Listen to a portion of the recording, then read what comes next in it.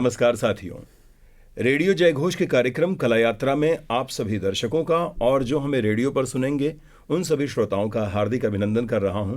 मैं जेपी पांडे और हमारे साथ हैं अमित गुप्ता जी।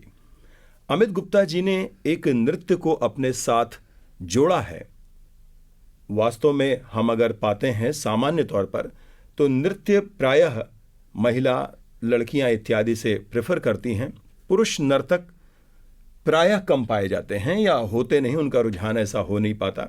लेकिन समान रूप से हम देखें तो बहुत से ऐसे नर्तक हैं जो इस क्षेत्र में कार्य भी कर रहे हैं। अमित गुप्ता जी ने भरतनाट्यम जैसे विधा को, जो कि तमिलनाडु की परंपरा है, जी सर, उसको साधा है और उससे आपने पोस्ट ग्रेजुएशन किया है और गुरु शिष्य परंपरा में भी आपने सीखा है। कक्षाओं के माध्यम से अपने विद्यार्थियों को भी वो न सिर्फ भरतनाट्यम बल्कि लोक नृत्यों का भी प्रशिक्षण देते हैं। तो आइए अब अधिक बात करने के लिए अमित गुप्ता जी से हम जुड़ते हैं। अमित जी, आपका बहुत बहुत स्वागत है। नमस्कार सर, मेरा नाम अमित है, जैसा आपने बताया। और मैं क्लासिकल डांस फॉर्म को चाहता हूं कि बच्चों में प्रमोट करूं। और आजकल के, जैसे आपने बोला कि मेल डांसर्स घर में वो सपोर्ट नहीं किया जाता है डांसर्स को, तो आजकल मैं वही पूरी कोशिश कर रहा हूँ। मेरा मुख्य उद्देश्य यही है कि चाहे वो लड़का हो या लड़की, नृत्य किसी में भी आ सकता है, चाहे वो जवान हो, बच्चा हो, बूढ़ा हो। नृत्य हो या किसी और क्षेत्र में हम बात करें, चाहे वो शिक्षा क्षेत्र में है, चाहे नृत्य विधा है या आपका कह सकते हैं आर्ट है, जो भी फॉर्म है वो किसी एक कलाकार को हासिल करना चाहिए। मैं भी करूँ, बिल्कुल वो हासिल करना चाहिए और सब में लोग करते हैं जी। तो ये बताएं, आपकी नृत्य की शुरुआत कैसे हुई? सर, मेरी माँ बताते हैं कि मैं बचपन से ही जब भी कोई गाना बजता था या कुछ भी होता था तो मेरे पैर अपने आप थिरकने लगते थे और मैं परफॉर्म करने लगता था। तो धीरे धीरे फिर मैं जब थोड़ा बड़ा हुआ, मैं क्लास 7 में आया, तो मुझे पता चला कि डांस में भी मतलब एडमिशन लिया जा सकता है। इसमें भी रिटन एग्ज़ाम होते हैं, फॉर्म भरे जाते हैं। पहले क्या हम लोग टीवी में देख के ही डांस करते थे कि हाँ चलो ये गाना बज रहा है, बॉलीवुड सॉन्ग बज रहे हैं या बॉलीवुड डांस देख रहे हैं, तो उसको देख के करते थे। धीरे धीरे जब मैं पता किया इसको कैसे हमें करना है, कैसे क्या चीज़ करनी है, फिर मैंने भातखंडे में एडमिशन लिया। हमारा प्रश्न ये है कि आपने भरतनाट्यम ही क्यों चुना, जबकि अन्य बहुत से विधाएं हैं, कथक है, मणिपुरी है, कुचिपुड़ी, मोहिनी अट्टम है। सर, भरतनाट्यम जो डांस है वो भगवान शिव करते थे, तांडव, और मैं चाहता था एज अ मेल डांसर कि मुझे भरतनाट्यम थोड़ा सा टफ डांस, थोड़ा सा मतलब स्टिफ डांस लगा, इसलिए मैंने भरतनाट्यम चुना। और भरतनाट्यम सर, मैंने भरतनाट्यम, मेरी जो टीचर थी, मैंने उनको देखा करते हुए तो मुझे भरतनाट्यम की तरफ आकर्षित हुआ और मैंने सोचा कि मुझे भरतनाट्यम सीखना चाहिए। आपकी टीचर किस चीज़ की थी? सर, वो सब्जेक्ट टीचर थी, बट उन्होंने, जैसे हमारे स्कूल में डांस टीचर्स नहीं हुआ करते थे पहले, तो वो ऐसे ही मतलब थोड़ा बहुत उन्होंने सीखा होगा, तो वो बुला करके हम लोग को जैसे क्लासेस में बताती थी कि ऐसे भरतनाट्यम भी होता है, ये होता है। तो उनको देखा जब मैंने, तो मुझे भी इंटरेस्ट आया थोड़ा। उन्होंने कुछ मुद्राज वगैरह हम लोगों को बताई, तो मैंने उसको भी थोड़ा सा गूगल पे सर्च किया कि कैसे क्या करना चाहिए, तो उसमें सर इंटरेस्ट धीरे धीरे आता गया। उस तरह से आपका इंटरेस्ट जगा और आप भरतनाट्यम की ओर मुड़ गए। अमित जी, चूंकि आपने मास्टर्स कर रखा है और हमारे इस कार्यक्रम को बहुत से बच्चे भी देखते हैं और विद्यार्थी हैं और नृत्य के भी विद्यार्थी होंगे संभवतः, तो मैं आपकी परीक्षा तो नहीं लेकिन सिर्फ एक सामान्य बात पूछना चाहता हूँ कि भरतनाट्यम के प्रमुख अवयव क्या हैं? Sir, Bharatanatyam it means, Bharatanatyam dance जो है वो बेसिकली इसमें 3 सब्जेक्ट आते हैं, भाव, राग एंड ताल। भरतनाट्यम का जो नाम पड़ा है वो भरत से पड़ा है, भरत, भा से भाव, रा से राग, ता से ताल, and Natyam it means dance इन तमिल। तो ये तो 4 चीज हो गए, भाव हो गया, राग हो गया, ताल हो गया और नाट्य है। इट मीन्स डांसर, जैसे यहाँ नृत्य बोलते हैं वहाँ पे नाट्यम बोलते हैं। नाट्यम बोलते जी।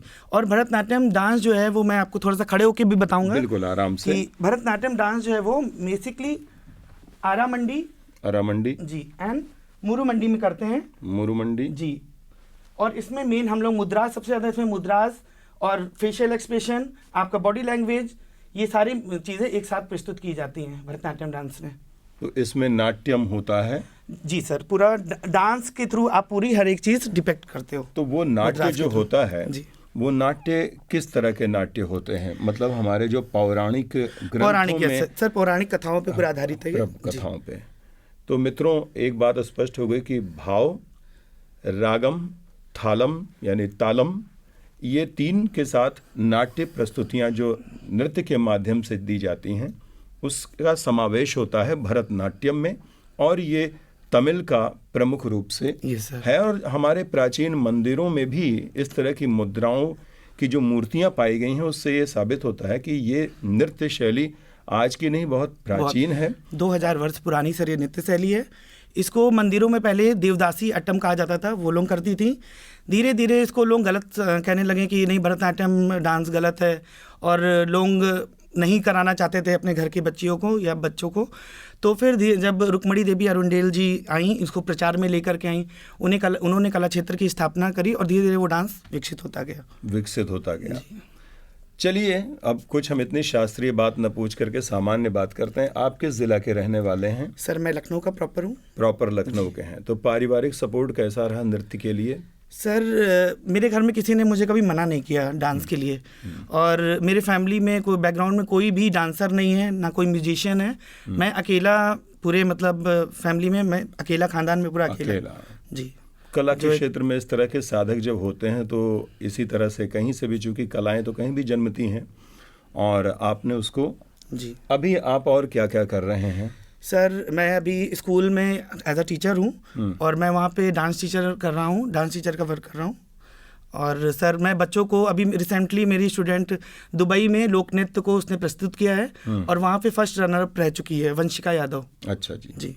तो आपके बच्चे मतलब अब देश विदेश में भी परफॉर्म कर रहे हैं? मैंने सर बच्चों की डांस में इंटरेस्ट लाने के लिए मैं हर साल आर्टिस्ट वीक का आयोजन करता हूं, जिसमें मैं देश विदेश से 7 आर्टिस्टों को 7 डेज अलग अलग डांसर्स को इनवाइट करता हूं ऑनलाइन, और बच्चों को उसकी शिक्षा कि देखिए कैसे मतलब वहाँ का कल्चर क्या है, और आप जानिए उसको, बच्चे देखते हैं, करते हैं और उसको फॉलो कर रहे हैं।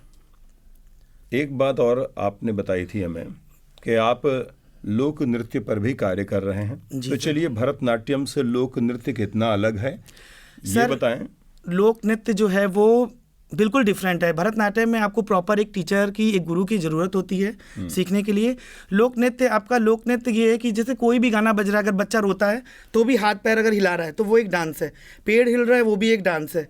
और लोक नृत्य में जैसे लोग जो अपने गाँव, अपने रिलीजन्स को जो फॉलो करते हैं, जो करते हैं, जो ट्रेडिशन चला आ रहा है, वही लोक नृत्य है। तो आपने किस किस में दक्षता हासिल की है? सर लोक नृत्य मैंने इंडियन फोक डांस में विशारद किया है, मीरा यादव मैडम के अंडर में।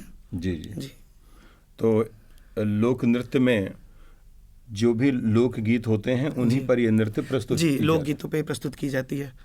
वर्तमान समय में आपने देखा होगा कि अभी जो टीवी चैनल्स की एक बाढ़ आई है और उसमें रियलिटी शोज़ की जो बाढ़ आई हुई है, तो बहुत से लोग उसमें अपने नृत्य प्रस्तुतियां देते हैं और समावेश करते हैं। कथक के साथ भरतनाट्यम जोड़ देंगे, भरतनाट्यम के साथ साउथ पश्चिमी देशों की म्यूजिक जोड़ देंगे, तरह तरह की चीज़ें करने लगे हैं। इससे क्या लगता है आपको कि बढ़ावा मिला है नृत्य को? और सर इसे ऐसे नहीं कह सकते कि बढ़ावा मिला है या नहीं, ये भी नहीं कह सकते कि नहीं बढ़ावा मिला है। आजकल का जो दौर चल रहा है कि लगता है लोगों को कि पका पकाया चीज़ मिल जाए, तो सर जब एकदम ट्रेडिशनल चीज़ आप करोगे, कोई भी चीज़ सीखने के लिए आपको 8 साल 9 साल साधना करनी पड़ेगी, आप उसको सीखोगे तब आप जाके कहीं परफॉर्म करते हो। और फ्यूज़न क्या है, आपने 2 स्टेप्स यहाँ से ले लिए, 2 स्टेप्स यहाँ से ले लिए और आपने उसको परफॉर्म कर दिया है। तो मेरा मानना यही है कि बच्चों को जिसमें इंटरेस्ट है प्रॉपर उनको ट्रेनिंग लेनी चाहिए, अच्छे गुरु के पास जाना चाहिए और उसको एक ही चीज़ को करो, लेकिन आप अच्छे से करो। फ्यूज़न बुरा नहीं है, इसको बुरा नहीं कहेंगे, बट लेकिन आप प्रॉपर एक चीज़ में जब महारत होगे तब आप आगे और भी बहुत चीज़ें कर सकते हो। ठीक कहा आपने कि जिस विद्या को हम सीखें उसको और अच्छे से करें। यहाँ पर एक विराम लेते हैं मित्रों, और विराम के बाद हम फिर अमित गुप्ता जी से इस बातचीत को बढ़ाएंगे। आप जुड़े रहें कला यात्रा के साथ।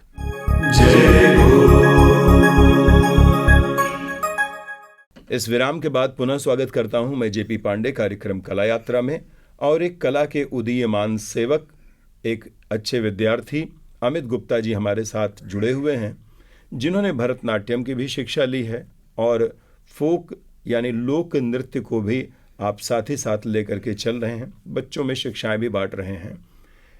आपके आदर्श भरतनाट्यम में कौन कौन रहे हैं अथवा रही हैं? कुछ ऐसे प्रमुख नाम। सर सबसे पहले तो मेरी गुरु ही रही हैं जी। मेरी गुरु लक्ष्मी श्रीवास्तव मैडम हैं, वही मेरी आदर्श रही हैं, क्योंकि उनसे ही मैंने भरतनाट्यम को जाना और भरतनाट्यम को चीज़ों को मैंने आगे जो कोर्स किया उनके ही थ्रू मैं जाना। और मेरे आदर्श सरोजा वैद्यनाथम गुरु हैं जो पद्मश्री हैं, मैं उनको भी फॉलो करता हूँ, देखता हूँ उनकी वीडियोज़ वगैरह। ठीक है। और बाकी जो हमारे सीनियर्स भैया लोग हैं उनको भी देखते रहे कि हाँ तो कर रहे हैं अच्छा। आपने और लोगों को भी देखा, तो अब ऐसे कुछ ऐसे रमा वैद्यनाथन जी एक बहुत बड़ा नाम है, जी जी, इन सब लोगों के भी वीडियोस आप देखते जी होंगे। मैं देखता हूँ, यस सर। तो ये इससे आपको क्या लगता है कि इस तरह की जो हम चीज़ें देखते हैं और एक कक्षा में सीधे हम गुरु से सीखते हैं, एक वीडियोस के माध्यम से सीखते हैं, क्या फ़र्क होता है दोनों में? सर आप अगर फिजिकली किसी गुरु के पास सीखते हो तो वो एक अलग, आप गुरु जैसे बोल रहा है, हंस रहा है या चल रहा है, आप पूरी चीज़ उसको प्रॉपर देख रहे हो। और आप वीडियो के माध्यम से वो नहीं जान सकते हो कि क्या, आपको या तो गुरु बताएगा कि गलतियां क्या है, वीडियो में आप देख करके सिर्फ ये जानोगे कि हाँ ये कर रहे हैं, आप फॉलो कर लोगे। तो एक प्रॉपर गुरु के पास जाके सीखना एक अलग बात है। भरतनाट्यम की दुनिया में जो शिक्षण पद्धति प्रचलित है जी, अब एक फिर हमारा थियोरेटिकल प्रश्न आ रहा है आपके पास जी, कि इस पद्धति में वो कौन कौन सी चीज़ें होती हैं, जैसे हर चीज़ के घराना होता है। जी, जी। भरतनाट्यम शैली में उसे क्या कहते हैं? सर उसको तंजौर स्टाइल है भरतनाट्यम, हमने तंजौर स्टाइल का ही सीखा है मैम से। और सर भरतनाट्यम में मतलब आपका, मैंने पहले ही बताया कि 3 चीज़ों का उसमें सब्जेक्ट है। ये बानी क्या है? सर ये कर्नाटक ताल पद्धति पे होता है जिसे सप्तसुलादी ताल कहते हैं। ठीक है जी। बानी क्या होता है ये आप जानते हैं? सर नहीं, बानी नहीं जानते। बानी नहीं जानते हैं। जिस तरह से हमारे यहाँ घराने प्रचलित होते हैं, एक घराने की चीज़ें होती हैं, उसी तरह से मित्रों भरतनाट्यम में बानी कहा जाता है, बानी शब्द का इस्तेमाल होता है। यानी एक गुरु से उपजे हुए जो भी शिष्य हैं या उनकी पीढ़ी के और लोग हैं, जिस तरह के नृत्य शैली का उनके गुरु ने आचरण व्यवहार किया था और अपने शिष्यों में बांटा, वो बानी कहलाती है। और इस तरह से अलग अलग गुरुओं के अपने अपने जैसे घराने होते हैं, उसी तरह से वहाँ पर उसे बानी कहा जाता है। तो अब बानी के बाद अगर हम आपसे एक और बात पूछना चाहेंगे कि मंच पर जब एक भरतनाट्यम का कलाकार जाता है जी, तो प्रस्तुति देने के लिए, जी सर, तो वहाँ पर क्या क्या चीज़ें होती हैं? उदाहरण ऐसे देते हैं, जैसे कथक की शुरुआत होती है तो वहाँ पर एक आमद होता है, परन होता है। सर भरतनाट्यम में सर सबसे पहले जब अगर परफॉर्म करता है तो सबसे पहले आलारिपु आता है, जतिस्वरम आता है, जतिस्वरम है, शब्दम है, वर्णम है, जातिस्वरम, जी सर, वर्णम है जी, मंगलाचरण भी है। मंगलाचरण सर हम लोग ने जतिस्वरम वर्णम तक किया है। अच्छा, तो इसमें क्या होता है, कुछ आप बता पाएंगे? जी सर, इसे आप बता पाएंगे कि ये क्या होता है? इस मतलब शब्द तो हमने सुन लिए, अब इसमें करते क्या हैं? सर जतिस्वरम में जैसे उसमें जतीस भी होती हैं, जैसे धड़ांगुर तो तक तर्णी गिरना तुम तक दिन्नुम तक उतारी किटा तुम, उसमें सर जतीस भी होती हैं और स्वर भी होते हैं। जैसे ये जतीस क्या है? सर जतीस जो है आपकी वो बोल हैं, जतीस ताल, यस, ताल के बोल हैं, तो उसको जतीस कहते हैं, जतीस। और सर राग होता है, वही जो रागों की माला जो पिरोती जाती है वो रागम है। ठीक है, और तालम तो है ही है, तालम सर है। तो ये चीज़ें हैं जी। तो सबसे पहले मंच पर जब एक कलाकार जाता है तो उसे क्या कहते हैं वहाँ पर जाने को? सर सबसे पहले जाते हैं उसको नमस्कार करते हैं, देन फिर वो जो भी गुरु से सीखा होता है उसको परफॉर्म करते हैं। क्योंकि देखिए हम ये आप ही से पूछ सकते हैं, हमारे समक्ष आप हैं, जी जी, हम तो बहुत अबोध हैं इस मामले में, लेकिन जब आप एक कलाकार अपनी प्रस्तुति देता है तो एक भरतनाट्यम का आर्टिस्ट अगर आता है तो हम सोचते हैं कि अभी जैसे कथक का आएगा तो वो आमद करेगा, फिर कुछ बोल करेगा, फिर भाव प्रदर्शन करेगा, फिर ठुमरी उमरी पर अपनी भाव भंगिमाएं देगा। सर इसमें भाव और लय की दोनों की प्रधानता होती है। सर भाव लय ताल तीनों की प्रधानता दी जाती है, बट लेकिन अगर आप परफॉर्म करना चाहते हो, स्टार्टिंग में आपने गुरु वंदना कर दिया है ना, या आपने शिव वंदना कर दिया, उसके बाद आप परफॉर्मेंस कर सकते हो, उसके बाद अपनी परफॉर्मेंस। जैसे सेम कथक भरतनाट्यम कथक उड़ीसी डांसर्स में होते हैं, सेम इसमें भी वैसे ही फॉलो किया जाता है, उसी तरह से फॉलो किया जाता है। एक सवाल और आपसे जान लेते हैं, उसके बाद आपसे और अपने श्रोताओं दर्शकों से हम अनुमति लेंगे। वो ये सवाल है कि चूंकि ये नृत्य शैली है तमिल की, जी सर, तमिलनाडु की जी, तो इसमें अब चूंकि उत्तर भारत में भी आप लखनऊ के विद्यार्थी हैं और यहाँ भी सीख रहे हैं, लखनऊ में ये सुविधा मिल रही है हमारे भातखंडे संस्कृत विश्वविद्यालय के माध्यम से। अब तो बहुत सी शिक्षाएं मिलने लगी हैं, हमारी सरकारों ने जो किया है उसके आधार पर अब भातखंडे विद्यालय हमारी कहने की आदत थी, फिर उसके बाद उसे भातखंडे डीम्स यूनिवर्सिटी कहने की आदत पड़ी, अब उसे भातखंडे संस्कृति विश्वविद्यालय के नाम से जाना जाता है, जिसमें बहुत सी हमारी संस्कृति आर्ट फॉर्म्स को सिखाने लगे हैं। तो उसमें भरतनाट्यम भी आ गया है। इसमें प्रयोग होने वाले राग क्या उत्तर भारत के होते हैं कि दक्षिण भारत के होते हैं कि सब कुछ होता है? सर दक्षिण भारत के मेन होते हैं। दक्षिण भारत के राग होते हैं, इस तरह के रागों का प्रयोग किया जाता है। सर सरगम तो वही है, सारेगामापाधानीसा, उसी से ही इन लोगों ने दक्षिण भारत के जो राग होते हैं उसी को फॉलो करते हैं। जैसे कुछ एक राग के नाम क्या हम जान सकते हैं? सर जैसे राग कल्याणी बेगड़ा। कल्याणी बेगड़ा जी। और आपके और आपके सिखाए सभी बच्चों के उज्जवल भविष्य की हम और हमारा ये रेडियो जयघोष परिवार कामना करता है, और आप और अच्छे से परिपक्वता के साथ स्वयं भी आगे बढ़ें और अपने बच्चों की बढ़ाएं।